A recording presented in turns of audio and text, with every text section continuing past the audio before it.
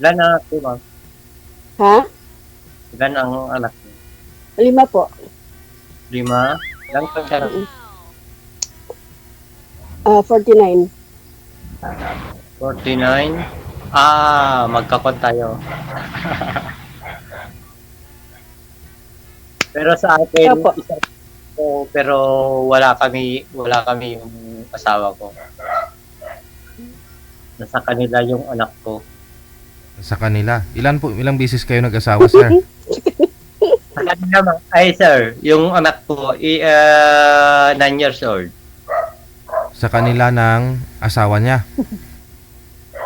Hindi sir, sa akin yung bata. Galing sa akin.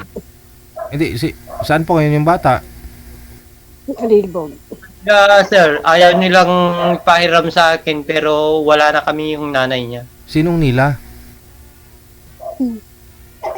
Yung nanay niya, sir. Nanay ng Nanay. lola ng bata.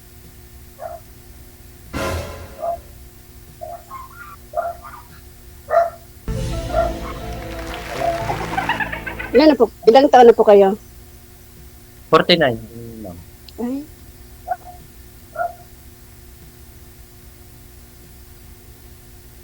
Bakit? wala lang. Sa Isabela ba sa inyo? Oo, Isabela. Ang layo pala. Tayo Sambuanga ka sa inyo Pero Right. meron naman Isabela sa Sambuanga, di ba? Na? Iwan, hindi ko alam. Wala dito sa amin eh. Ano pa yung maingay? Wag nyo pukpok po. Sino may nagpupukpok dyan?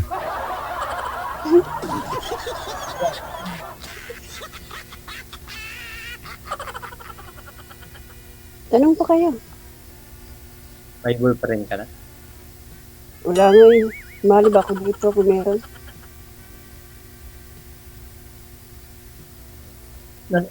Anong kwan yung anak mo?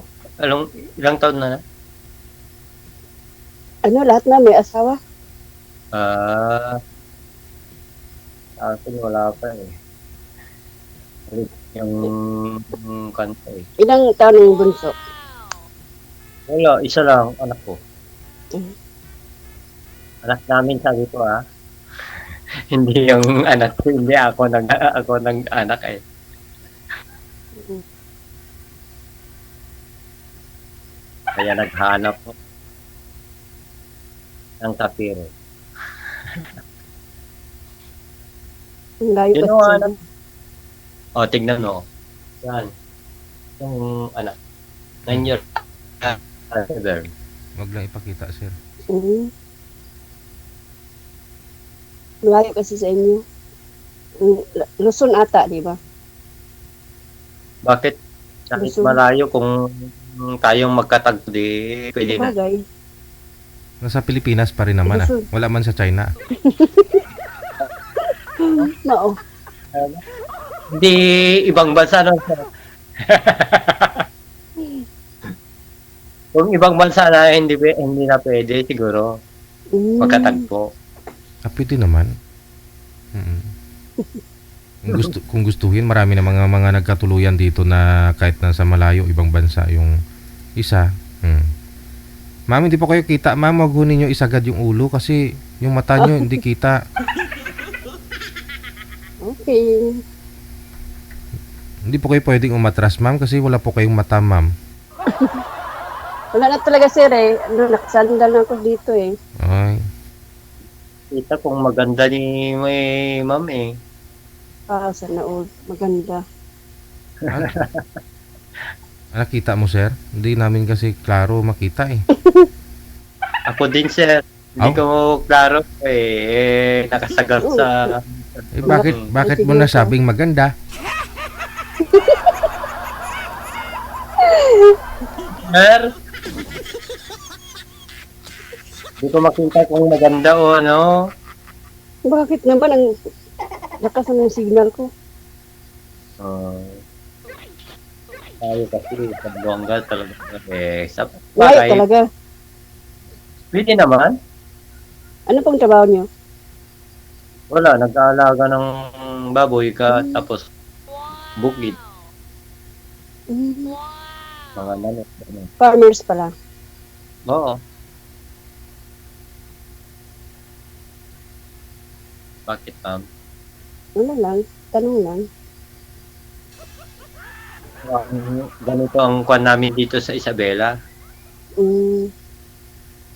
Mag-alaga ka kahit na kung wala kang kwan sa mag-alaga ka ng kwan, magtanim ng gulay, ganun. Yun talaga pag nasa Ah. bukid. Alagayin. Ilan May lahat, inahin ka ba? ilan lahat yung May inahin ka? baboy mo, sir? May inahin ka? 6, sir. Mm. Patining ako- or paruwing? Patining, paruwing. Kwan, dati akong alaga ng baboy. Nung nagkasakit ng baboy, nag-aalaga na ako. Kaya nga, patining or paruwing? Patining yung kwan, may isa akong pwedeng Inahin? inahin. Paruwing.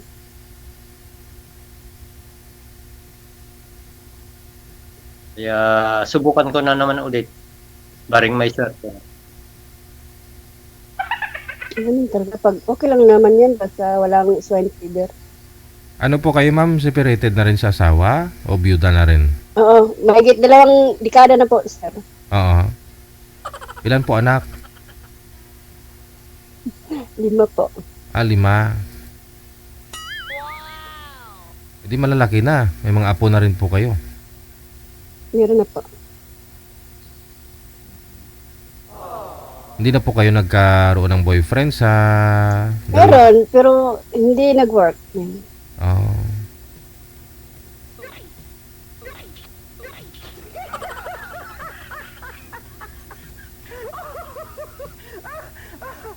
Hindi pala.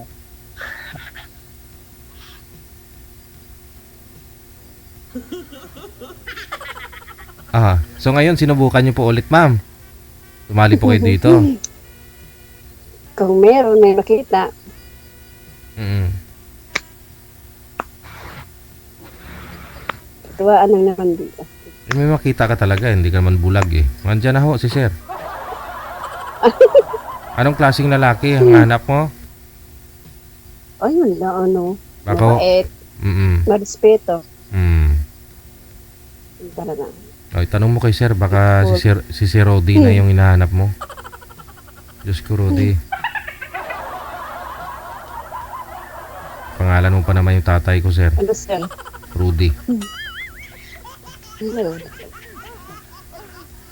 Oh, hindi gusto Ganun mo. ka kasi. Uwet, malayo lang kasi. Kahit Maling malayo kung tayo. Mama, wag mong kalimutan 5 yung alaga niyang baboy. Isang baboy na yan eh, ilang balik-balik na ho yan dito sa Manila. Tapos eh, magkano naman pamasahe papunta dyan sa inyo? Hindi ko alam.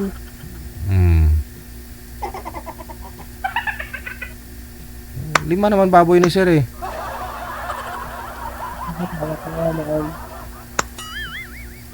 Mga ilang buwan pa po ba, sir? Gaano pa ho katagal bago ma-dispose yung mga baboy mo? Yung patining mo? 3 months lang yan, pagpatining. Hindi, kasi baka 2 months na eh. Baka 1 buwan na lang. Maliit pa din. Kailan pa ho, sir? Pwede. April. June na. Sa June. Oo. Mabilis lang naman po yung mga araw. Mahigit 1 buwan na lang, ma'am. Sabihin natin 2 buwan mo lang ngayon yung pag-uusap ninyo gabi-gabi no, para makilala ang isa't isa. Kung magkasundo kayong dalawa, eh, pagbinta ng baboy, isa, pamasahe papunta doon, papunta sa inyo. Yung isa, panghanda ninyo. Kahit kayo lang magpamilya, magpakasal ba? Oo naman. Kunyari, Pasalaghan. pag inimbita ninyo ako, yung isa, iti-take out ko. Ay, may 2 pa. Ano po kasi tinutok-tok po ninyo Wala dyan, na ma'am? pambili ng Maingay po, wag po feed ninyo, sa susunod. Wag ko ninyo Ay, ito. sorry po. Tuktok kanina pa yan, guri paton na karon.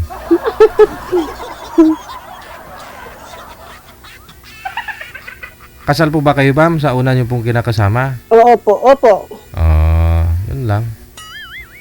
Yun lang, Mm. hindi pwede.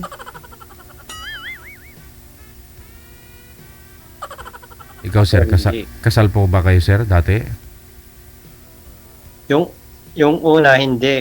Oh. Sabi ko na. So, Hindi nakwinta yung isa. Hindi tinata- nakwinta yung ano. tinatanong kita kanina kung ilang bisis ka nag-asawa eh. Kasi sabi mo, nasa kanila yung anak mo. Ibig sabihin, Dami. Hindi, yung pangalawa, hindi ako kasal. Yung una nakasal pero wala kaming anak. walang anak sa una. Pero nag-asawa na siya. Tapos yung pangalawa, di kami kasal. Tapos may anak kami na 7 years old. Mhm. Pero naka-registered sa akin kasi nakapagpirma siya yung bago ko i-restro yung anak namin noon sa hospital. Nagpirma siya eh. Hmm. Kasi tinuruan ako doon sa hospital na kung i-registered namin yung anak. Huwag unahin nyo isuot yan, ma'am. Gabi naman eh. Mas lalo hindi namin kayo namumukaan. Hindi ako makaklaro kasi. Madilim, Okay di, lang, madilim din naman yan. Sunglass ho yan. Di naman yan reading glass o ano. Reading glass kaya yan. Oh. At dumidilim, di ba nag-iba yung kulay niyan pag gabi?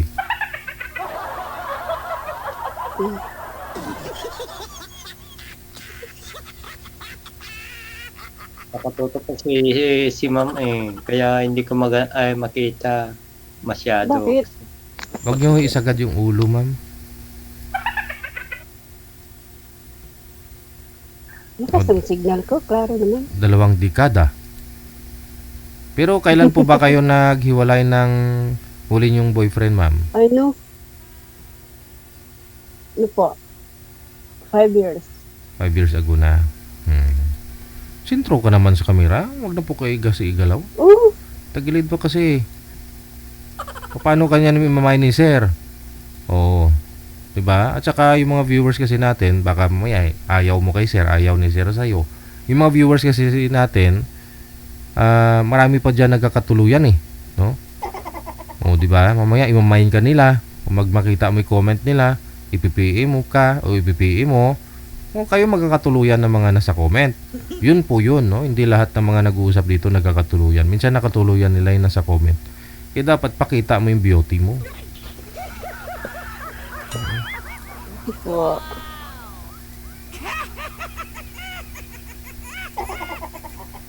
Marami na nga nag-mind sa'yo eh.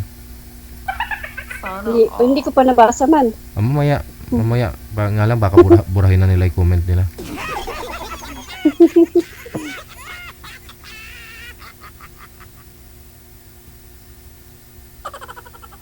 Ano ma'am? Ano po? Tanong ka pa. Wala na akong may tatanong kasi narinig ko na lahat eh. Ano po ba hanap nyo sa isang babae makakasama, sir? Sa pangatlong pagkakataon? Yung mabait. Tapos iiwan na kahit anong mangyari ganun. Kahit Depende na. anong mangyari. Kasi Hindi sa sitwasyon. Pero sir, bakit to kayo naghiwalay ng pinakasalan mo na yun, sir? yun sir. Dati kong asawa galing ng bar, club. Tapos? Pero sinabi sa nanay ko noon na ganito yung trabaho niya. Nung naghiwalay na kami, yun. Sinabi ko na sa kanila ang totoo. Yung pangalawa naman, dati dito, nung nanganak dito sa hospital,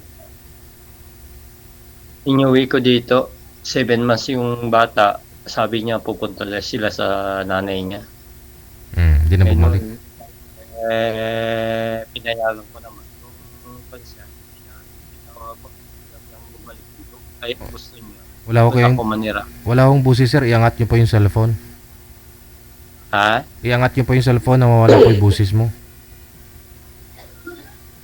Umalis para bumalik siya sa nanay niya tapos Ay, nung tawagan ko silang babalik dito sa amin, ayaw niyang bumalik kasi gusto niya doon kami manirahan sa kanila. Eh, may bahay naman ako. Pero dinadalaw ko yung anak namin na suportado. hanggang ngayon. Oo. Oh. Pero nag-abot ang nanay niya nung kwando dumating nung November, birthday na yung anak ko nung December 9. Hindi na ako pumunta nung dumating yung nanay niya galing sa Saudi. Aha. Pero ngayon, na daw yung nanay niya pupunta na daw Dubai. Pupunta Pero ka. hindi pa pupunta. Baka sakali pupunta ako. Kasi busy na naman sir eh. Hindi, gaano po ba kalayo yung bahay nila sa bahay mo ngayon? Ay malayo sir, sa ibang kwan eh. Mga 2 hours bago. So, dahil lang po dun sa ayaw mong pumunta, manirahan sa kanila, naghiwalay kayong dalawa. Pero ngayon, nakakapunta ka pa rin dun sir, hindi na ho kaya bang ayusin, alang-alang sa anak ninyo? Diba, kung pumupunta ka dun, sigurado nakikitulog ka ba dun? Hindi naman? Hindi naman sir. Uuwi ako agad. Basta may lang yung suporta ng anak ko. Oo. Makita mo lang yung bata. Bahay bata. Yung anak mo, ganun. Makita mo lang yung anak mo. Yung anak ko dinadalaw ko lang. Binibigyan ko ng suporta. Pero hindi ako natutulog sa kanila. Si ex mo pa may kinakasama na? Itong nanay niya? Anak ko. Yung nanay may kinakasama na? Wala pa naman? Wala pa naman yung balita ko sir. Pero kasi ang sabi niya noon, kasi nandito ako, nag-aalaga ko ng baboy. Sabi ko, hindi mo naman ako matutulungan.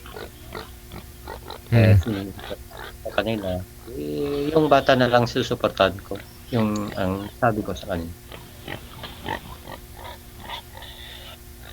Kasi nag-aalaga naman ako, di naman ako matutulungan. Yung bata na lang susuportahan ko. Yun ang sabi ko sa kanya. Ba't hindi ka tinutulungan? Ano po yun na kahit magpakain sa baboy, ayaw niya? Hindi niya ginagawa? Wala nga dito sir eh. Noon. Umalis na sila eh. Nandun sila sa bahay. Sige. Kaya ako, kung gusto niya, doon ako manirahan. Meron naman akong alaga. Pero siyempre, nakakausap mo siya sa personal pag pumapasyal ka doon. Hindi na po ba ninyo nabuksan, na-open yung tungkol sa inyo? Na ganito. Baka, oo. Kasi, nung nag-abroad siya, wala na. Kasi, yung nanay niya na nagpadalhan na lahat ng pera niya kahit na sana ka pumuntak lang sa akin. Hindi naman yung naghihingi ako pero kaya ko naman na buhayin ng sarili ko. Sana kumontak man lang sa akin. Na ganito sana. Pero wala. Kaya maghahanap ng iba.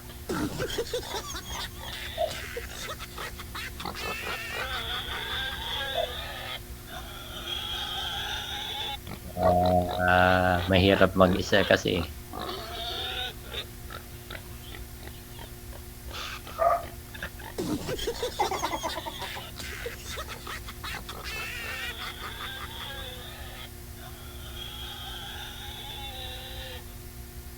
Ano, narinig niya na. Narinig na. Lahat. Narinig po namin yung baboy.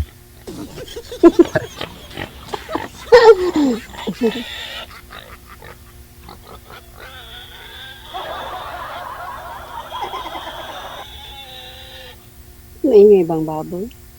Hindi ka ba napakain?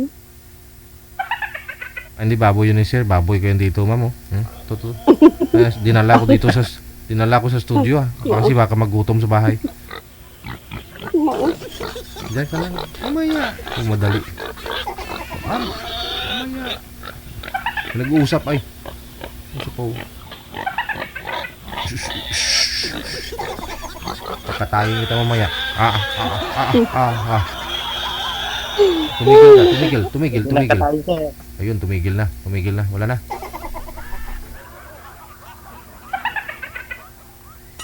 Takot ka tayo yan eh. Nahimik. Ano sa messenger lang tayo Bakit ho, ma'am? Ha? mag-continue usap. Bakit? Bakit? Mas marami kasi sa off-cam. Madaming mausapan.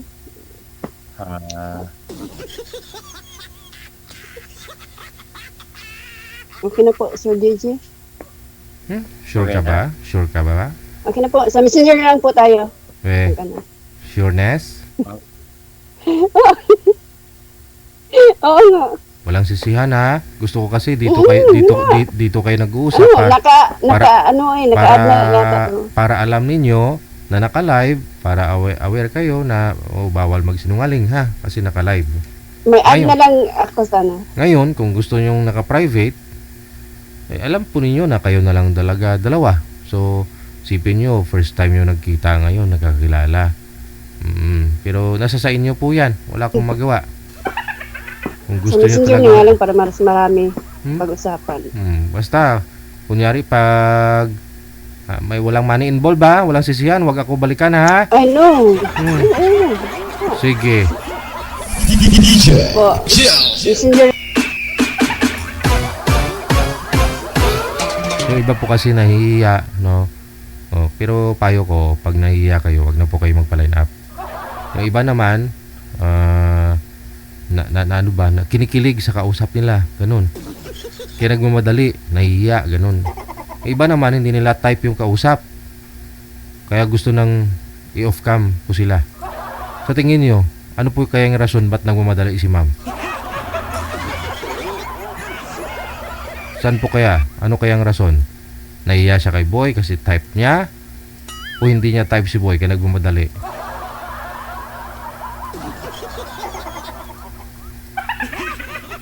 Ewan ko, ambot sa langaw.